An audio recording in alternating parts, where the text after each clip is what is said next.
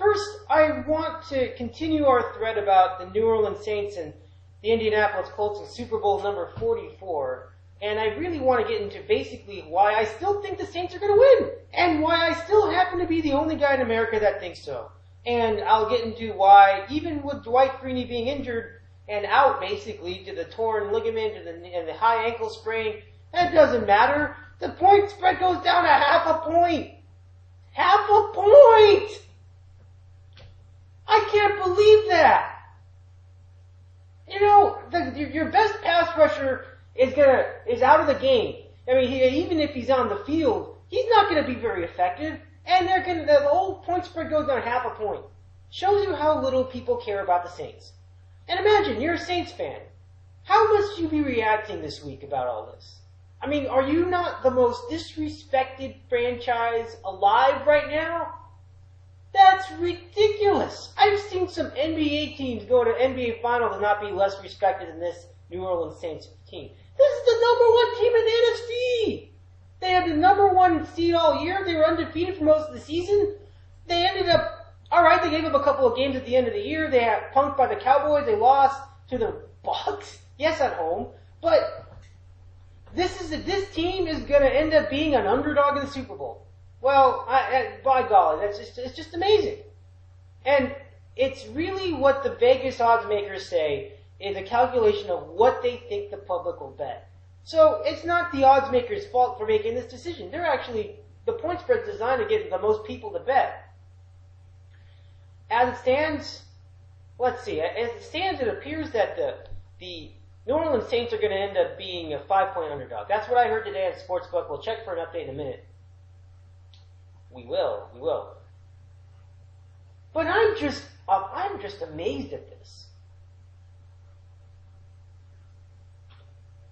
I really can't get over how they've just been so, just pretty much thrown to the curb.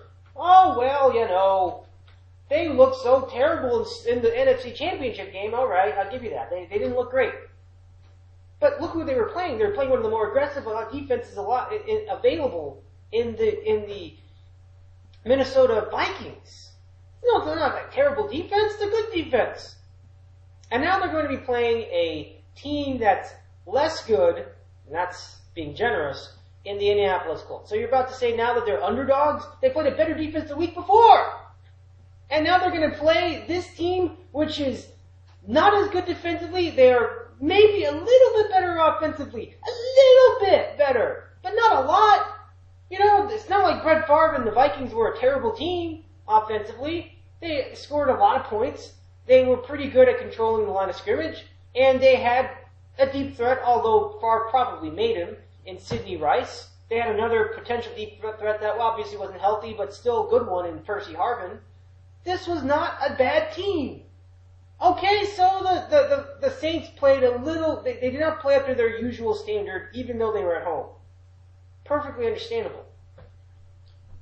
And I'm not saying that the Saints are like 10-point underdogs or 12-point underdogs. No. The 5 points, you know, it's pretty much a fair assessment, you know. The only thing better would probably be, well, if they were a 3-point underdog, but they're still underdogs. And it's just amazing how much the media hypes the Indianapolis Colts. It's just unbelievable. It really, really is. I'm just amazed. Did people forget how much the Colts used to choke in the playoffs?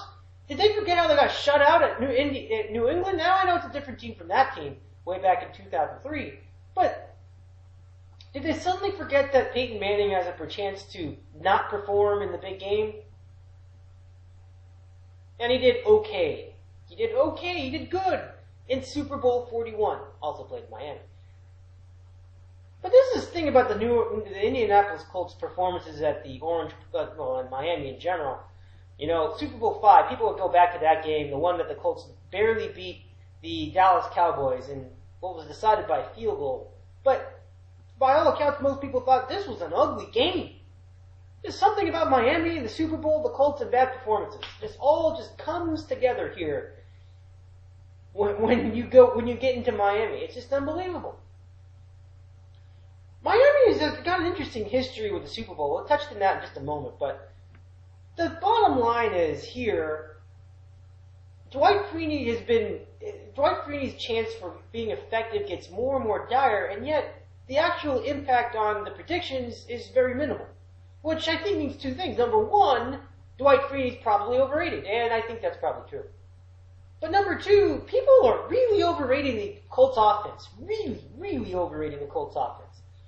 Now the Colts have no defense.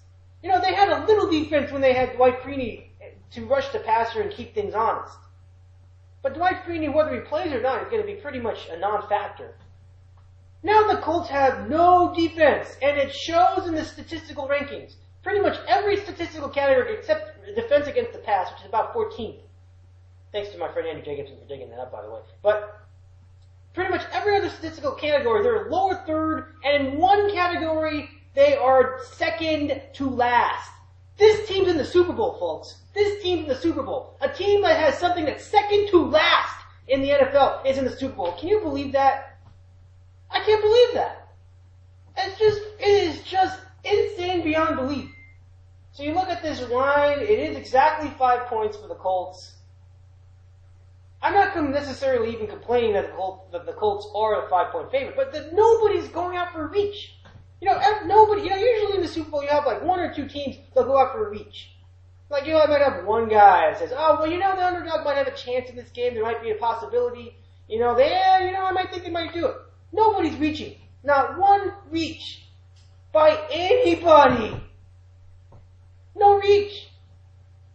You go up and down every channel, every station, and almost publications, Colts, Colts, Colts, Colts, Colts, Colts, Colts. It's just unbelievable. So today, here on the show, we're going to get into that a little bit. We will talk to several guests, hopefully several, on the subject, and we'll get their opinions and what they think is going to happen here with Super Bowl 44. It is going to be a big one here in the city tonight, everybody. And it'll be a big event here on YouTube as well, even though all you see is me. Hi. And the Bulls are just continuing to get their ass kicked here by the Clippers right now. Ah, boy. And so we have a few other headlines to get into in a moment, but for those of you YouTubers out there, stay with us. We have more to come here coming up.